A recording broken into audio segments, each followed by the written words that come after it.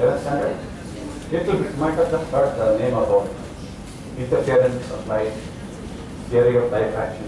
But diffraction to a circular aperture, these details, these are more you got to do in college. You won't do in the 11th standard. So from that it comes. Okay?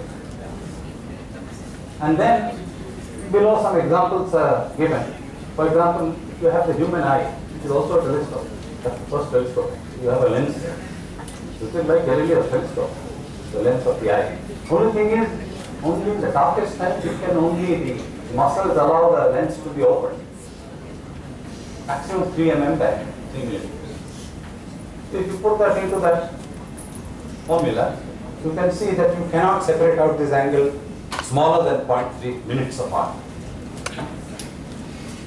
On the other hand, something like the Keck telescope, there's a telescope of 10 meters diameter mirror. 10 meters is quite large, it's almost from here to the wall there. 30 feet. So that will resolve 0.013 arc seconds. Arc second is a very small angle. 1 degree has how many arc seconds? 1 degree angle has how many arc seconds? 60 minutes. And each minute is 60 arc seconds. So 60 into 60. 3,600 arc seconds is 1 degree. So it's a very small angle, 1 arc second itself. So telescope like Keck can resolve 0.013, that's 13 thousandths an arc second. Because it's a bigger diameter. But in practice, you don't achieve these limits. I mean, both in the case of the eye, because everybody's eye is not uniform. And there are other issues. In other words, as written there, the atmosphere of the Earth, apart from scattering the light and not allowing us to see the dark sky in the day, it also spoils the imaging properties. Now this is just an example showing you resolution. So here you have an objective of 6 inch. And because it's a small diameter, you need 30 minutes of integration. These were done on photographic films and plates in the old days. So you cannot separate out these two stars. It looks like one elongated. You cannot separate them out. Okay? You have a larger size over here, 20 inches. 1 inch is 2.5 centimeters. I think nobody knows inches now, right? You do? Okay. So basically 50 centimeters. Roughly, it's a larger aperture. It collects more light, so you can make this image in 2.7 minutes instead of 30 minutes. 2.7 minutes, and you can resolve a smaller angle, so you are able to separate out. So as you that way, you get to a larger and larger telescopes. You can clearly separate, and the light gets also more concentrated in each image. Okay, so the resolution is better. This is the effect of resolution. Next thing I said is the problem of the atmosphere. Now the light from the star is coming in and it has to pass through the atmosphere. The atmosphere is not a steady thing. Various layers are moving at various velocity, it is bubbling. Like you put water onto, in a vessel on the gas stove, when it is bubbling, there is a lot of convection and bubbling going on. So that's happening in the atmosphere as well. So the light path, as it refracts through the different layers, keeps on changing. And this keeps on changing in time scales of milliseconds, 3, 5, 10 milliseconds. Okay? And so the image appears at different places. You can see so many dots are there, it keeps changing very fast.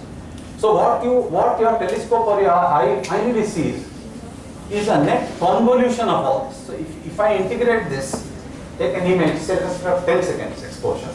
It's the mix of all these spots, different places dancing and falling. You get a net image whose resolution is not as good as the diameter of the telescope would give. So this is called astronomical seeing. Okay? And which is the, you will say, for example, close to the city, there's a lot of heat. Vehicles produce heat, all the air conditioners are throwing out heat. The air will be bubbling. The seeing will be very poor. You go up to a high altitude site like one of our observatories, everything is very still. There's no heat generation. Atmospheric turbulence will be less. So these 4 images are just to show you that just the effect of the turbulence of the atmosphere makes how much difference. And whereas here you have sharper images, slowly they degrade as the turbulence increases. Here everything is blurred. Okay? So for ground-based telescopes on the ground, on the Earth's surface, it's very important to have a good sight.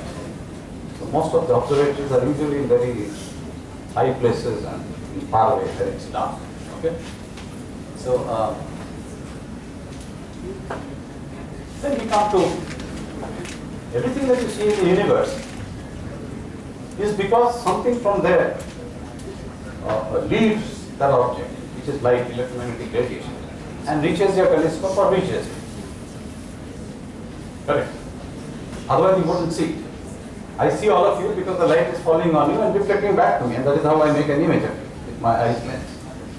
So I don't actually see you otherwise if there was no light reflecting. So I would have no knowledge of anything in the universe but for electromagnetic radiation which is coming from those sources. Electromagnetic radiation, of course, in the old days one didn't think in that way, the ancient people didn't think in that way. But after the mid-1800s onwards, this became more and more clear. The X-rays, the invention of X-rays, etc. People realized that the electromagnetic radiation actually covers a huge range, right from gamma rays to X-rays to ultraviolet to the visible spectrum. So that now you are all familiar with wavelengths and frequency and all that, right? So from 400 nanometers, which is 4,000 angstroms, to about 7,000 angstroms is what eyes can see. Okay, but the rest of the electromagnetic spectrum the eyes cannot see. So after these things were discovered and after the advancement in technologies, basically slowly people built from the 1950s, 60s onwards. They have also built telescopes which will image sky in gamma rays, in X-rays, in the ultraviolet, in the infrared, and of course radio telescopes came a little earlier. Just after World War II, radio astronomy was born, just after World War II. A lot of this technology came out of wars and military activities. So wars are bad in one way. It's not that the astronomers are encouraging war, but we take a lot of other fields of science apart from astronomy. Also take a lot of the technology which is developed during war, because the rate of development is always high. You all heard of Hitler, right? Yeah. Hitler was a taskmaster. He really made people work, and a lot of development took place. Moral of the story is you really need to have hard taskmasters to develop any field. Most of you may or may not agree with me. Okay. But so the sensitive, highly sensitive radio receivers were developed for military purposes in the Second World War. And some of the scientists who had to work with the military after the war took those technologies, and many other fields were also found out. But in astronomy, radio astronomy came about. The gamma ray X-ray astronomy came a little later, from the mid-1960s onwards. People started building telescopes. And as I showed you earlier, that the atmosphere creates a lot of problems. I mean, it creates a problem even though we are getting visible light on the ground. This plot is actually to see the y-axis. It is the height at which half of the radiation in any wavelength gets absorbed. The height above ground. So at 120 kilometers, half of the ultraviolet radiation is absorbed. If you come down a little more, your atmospheric layers are getting denser. So nothing reaches the ground finally in the ultraviolet. Ultraviolet below 3,500 angstroms or 350 nanometers. Okay. Similarly, different wavelengths don't reach, are attenuated by the atmosphere in different ways. So certain things it's impossible to do. You have to go outside the atmosphere. Or if you could remove the atmosphere like I showed you in the earlier planetarium, then you could do all this on the ground, but then you wouldn't survive. Only visible light reaches down, and you put telescopes. You can see the gap, visible light. And similarly in the radio, and some little band in the infrared. There the radiation reaches the ground and you can put, but it's highly inefficient. A little bit away, it gets absorbed. So naturally, because visible light is what reached the eyes of all the people in the ancient times, that is the first thing they studied. They observed the whole thing in visible light. People saw each other as well as the skies and the ground in visible light. So, but then from there the clues came to what we should look for in other ways. Okay. So, little bit about radiation. Have you people heard about this law? 11th standard, do they do this? No. You heard about the Planck law of radiation? Black body radiation. So this is a form of that. Okay. So most objects in the universe can be approximated by this law. That is the emission of it. I mean, you hit an iron rod and it becomes red hot. So it is a black body at, let us say, 600 degrees. It will emit radiation at different wavelengths and it will show a curve line. But most of the intensity will be in the red. That's why it looks red. It glows red. Whereas a gas stove flame looks blue. So that is something at a higher temperature. And most of the emission is in blue light. So these two curves represent that, show the behavior. So the wavelength of maximum intensity is quite simple to calculate. Okay? And the shape of the curve is given by the Planck formula. So from physics this was applied to stars and measurements were made on this. And people realized that this is a good approximation even for the stars. So these are all interlinked. They make a measurement and they say this looks like the heated iron rod or the gas flame. Then you come to the conclusion that that point which is a star is actually some material, either iron or some of the common chemical elements which we see around us. So that is how the conclusions were derived, okay, through the decades as to what these things are made of. Okay. So you can approximate most of such stars with a temperature of this kind. And in the starting from around 1910s to 1930s, a lot of stars were measured by these two people, astronomers. One was Hertzsprung and the other was Russell in America, Hertzsprung in Germany. And they found that if they took the luminosity of the star and on the y-axis, and the luminosity they also call the absolute magnitude. It's a term which I'll explain later. And on the x-axis they plot what they call the spectral class, which is actually temperature, nothing but temperature. Some stars look blue, some stars look little yellowish, some stars look red, even in the eye. Okay. So they gave names like this. The bluest ones are O-type stars, B-type stars, A-type stars. The reddest ones are N-type stars. So when they measured these things quantitatively and plotted them, they found that all these stars, they all followed a distinct pattern. Most of such stars fell in a band. Others were scattered here, scattered there, scattered there. And the conclusion was that the stars on the band, conclusion based on a lot of observations, measuring of hundreds of thousands of stars, okay, that the stars on the band are stars which have formed and they are burning hydrogen in their interiors to generate energy. Okay. Now, how did anybody figure out that hydrogen is what is being burnt? By burn, you understand what I mean? When I say hydrogen, it's not the hydrogen gas which is burnt like in some welding torch. By burn, I mean nuclear burning.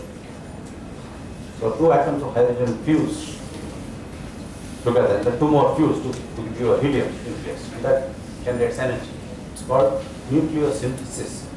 Heavier elements are formed by successive stages, okay, and generates energy. Now, how did this ever happen? How did they figure out? This actually came from studies in the solar eclipses.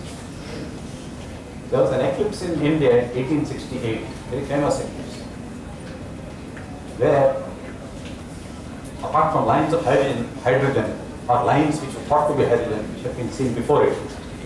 For the first time they observed lines of helium. Okay. So it is such studies, spectral studies during a solar eclipse. Okay, that because you can't study it otherwise. There is the helium is seen in the corona of the sun. The main disk is too bright, you can't see the corona. You need an eclipse where the sun's disk is covered. You all know eclipse, right? The moon comes in front of the sun, so the main disk of the sun is blocked. So only the outer corona of the sun can be seen. So those helium lines are seen in the corona. And thereafter subsequent eclipses, it is from study of these, because till that time nobody had observed helium in the laboratory. And it was not known. So the name helium was given after the Greek term helios. Helios means sun. The element helium, but its name only from the observation of sun. Okay. So, so sometimes I quote this when people ask me, sir, what is the use of all this? So, actually, fundamental science is like that. Sometimes people often ask, what is the use of this? The same thing was asked to this man who found the electric bulb. Who was the man who invented the electric bulb? Nobody knows the name. Okay. So how did he had this big machine which had to be rotated. And the wires went to one little coil of wire. And with 10 people pushing this machine round and round, this coil will glow. That is how it's supposed to say. He called all the princes and nobles and kings. So one of the kings says, what is the use of this? You are putting effort of 10 people to produce a little bit of light. So he was very disappointed. But he was a quick thinker. So he said, Your Majesty, when a child is born, I cannot hold it by the leg and say, what can you do? You cannot do anything. I cannot throw it away. So I have to make it grow. And only then it will do something. So that was a good answer, quick-witted answer. So science is like that. If somebody asks you, what is the use of all this? Mind you, solar eclipse, some group of mad people going somewhere and observing some lines and all. What's the use of it? Use is exactly this. That is how fundamental science is. You can apply it and you can use it only much after when technologies are developed. Today people have time, they are spending hundreds of billions of dollars to make controlled fusion. That will make a fusion reactor where hydrogen atoms will fuse and produce helium and give you free power. Free means almost free. Hydrogen is plentiful. It is there in all the oceans of the water in the world. Right? But they are not able to yet achieve it, controlled fusion. They have done explosive fusion, which is a hydrogen bomb. It is uncontrolled. Right? It just blow up and destroy. Controlled fusion at a certain rate producing energy, that is not yet done. But the process was known 100 years ago from all of us. That is the use of fundamental research in science. Anyway, in measuring intensities of sources, the various techniques used. In the old days, they had photographic plates. So they will take an image of the field. So if you have a brighter star, it will look like a bigger black negative. You used to have negative films. Many of you may not have understand films or anything, right?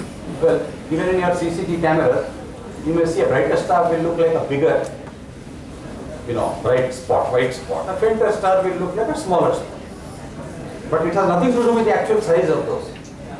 It is only to do with the intensity which is falling and it is spilling over in the neighboring pixels. Right? So quantitatively one can measure all this. And initially there were photographic plates, then there were devices called photometers which are very accurate. Okay, but which cannot make an image. They can only count all the light that falls. So all these measurements involve these kind of devices. The latest measurements are done by arrays of pixels like your CMOS. Most of your cameras actually use CMOS detectors. But the ones preferred in science right now are CCDs, charge coupled device arrays, of 4,000 by 4,000 pixels or 10,000 by 10,000, various sizes of pixels. So each one actually you can measure the quantum of energy falling on it. And you put a filter in front of it. And you say that in the ultraviolet filter, so much of light is falling from that object. Or the blue filter, in the standard filter bands, which allow only light within those curves there. See, if I put a blue filter band, so I'll say V magnitude of the star, V brightness of the star, or V brightness of the star. That means you are counting the light which is coming through that filter, and your CCD or detector is giving you a measure of the energy. These measures are arbitrary, they have to be calibrated. So usually the calibration goes to a known black body source in the laboratory, against some of the standard brightest stars.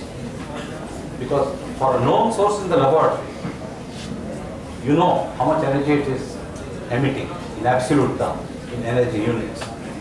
In other words, ergs per space centimeter per second per hertz. Okay, per second per angstrom wave, how much it is emitting. There are units like of that kind. So those are known for laboratory sources. they were to start with not known for stellar sources. Because all of you must have heard of the inverse square law of radiation. Anybody not heard? It's a very simple law. What it says is that if I have an object emitting energy, the energy I detect at different distances will fall as the square of the inverse of the distance. It's simple, no? Because an object is, let us say a bulb is emitting energy. The core filament or whatever is very small. It is emitting it in all directions. So the light is going out as a spherical wave. If you take the surface of that sphere and take the distance, which is the radius, you will derive that. Same energy is getting distributed over a larger and larger area, surface area. So the inverse square law of radiation, it says as the distance goes, the intensity reflected from a source goes down as the inverse of the square. Okay? So that is why until you know the distance to the star, you don't know how much intrinsically it is emitted. You do not. If I put you on the darkness in an ocean, let's say, okay, sitting in a boat, and very far away, maybe half kilometer away, in another boat there is a person holding a torch, and 10 kilometers away, on the shore, there is a big searchlight, like circus. Now the one which is closer, even though it is smaller, may appear to you brighter, because the other one is much further away. So even if it is brighter, it looks fainter, right? So it is a relative problem. You can only calibrate the brightness as seen on Earth, which is what the ancient people did.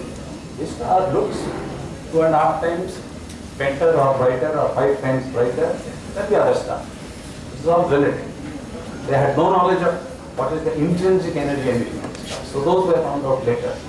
By a very laborious process, we cannot go into that. It involves measurement of the distance, which is a very complicated business. Okay, so I'll just show you some of the other tools available. Particularly our institution, we are in Bangalore. So we have an observatory here. It's called the Venubabu Observatory in Kavalur.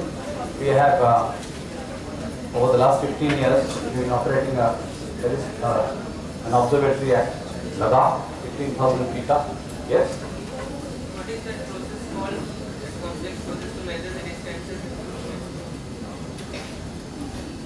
I think I will show you in the slide. Well, if you want to measure distance, you just put a tape. That is the simplest way of putting it. But you can't do that in the universe. It's a little more complicated. You have to only see, astronomy is not an experimental science. There is a difference between other sciences. They are experimental science. You do in the laboratory. Astronomy, you can't do too much of it in the laboratory. You can't have a sun in the laboratory. You melt the whole earth. Okay, or a star, you can't measure. It is an observation science. You only observe the rest of the universe from here. And from that you can do. So you derive it from those observations itself. And I will tell you how it is done very briefly, because this lecture is not so long, and the next person who is giving a talk may be annoyed if I go too long. I don't know till what time can I continue? Sorry? The other talk is at what time? Huh? Sadega. Oh. So we are already late, we'll come to it.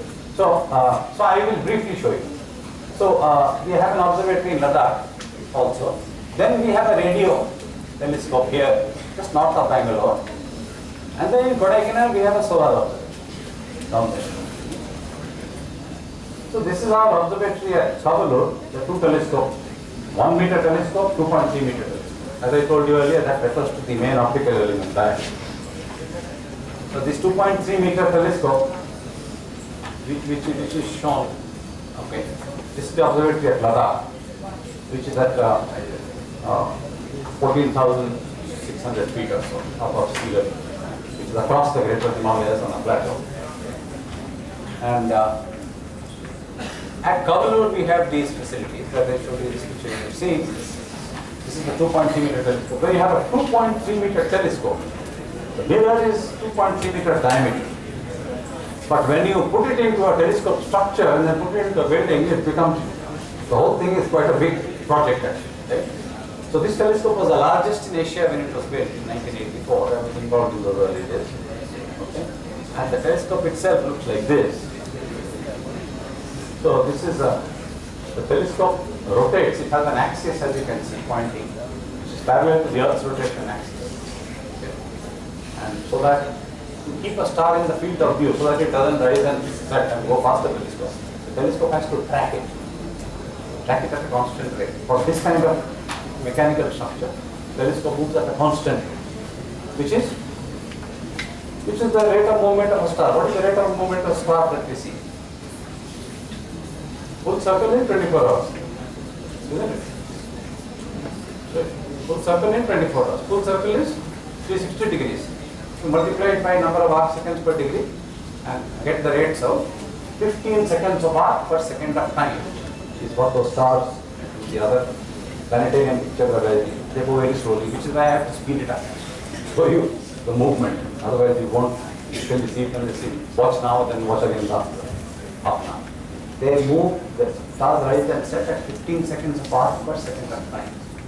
By arc I mean the angle as seen from here. Star seen by you, are right. This angle, star is here, there, so this angle. Okay. So that big structure has to move accurately at that rate. The weight of that whole structure is 120 tons for a 2.3 meter telescope. It was Asia's largest and it was fully developed, designed and built in India. Okay. The first big telescope built at that time. Then you can see this is the focus at the end of the telescope behind the primary mirror, which I had shown you earlier. Primary mirror, secondary mirror, and behind the primary mirror you can put a spectrograph. These are typical examples of spectrographs. They move with the telescope. They take spectra for analyzing starlight. Other spectrographs. Some of these instruments are quite complicated. Okay. So the primary mirror in this picture, for example, is right here. Okay, inside this.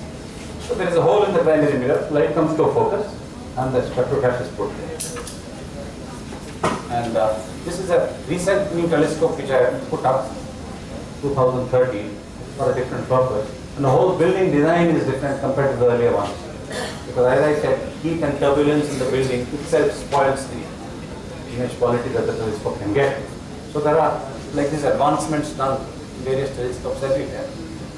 So this is the Himalayan Chandra telescope at our observatory in Hanle in Ladakh. Of course, since the skies are nice and blue.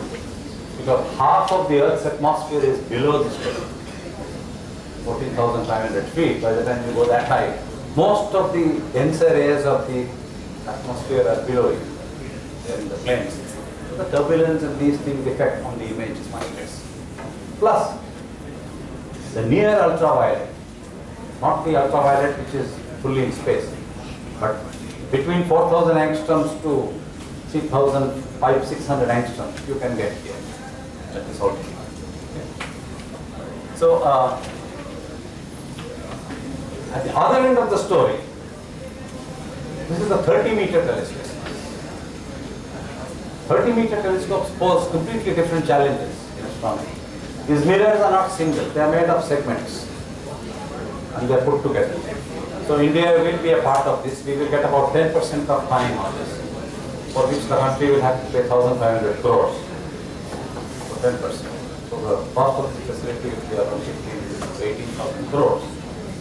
So single countries don't build these are consortiums. Okay.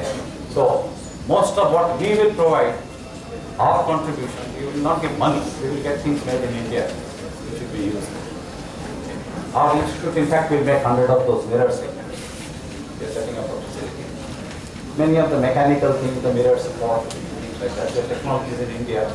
So our institute people interface with the industry to get some of those things made.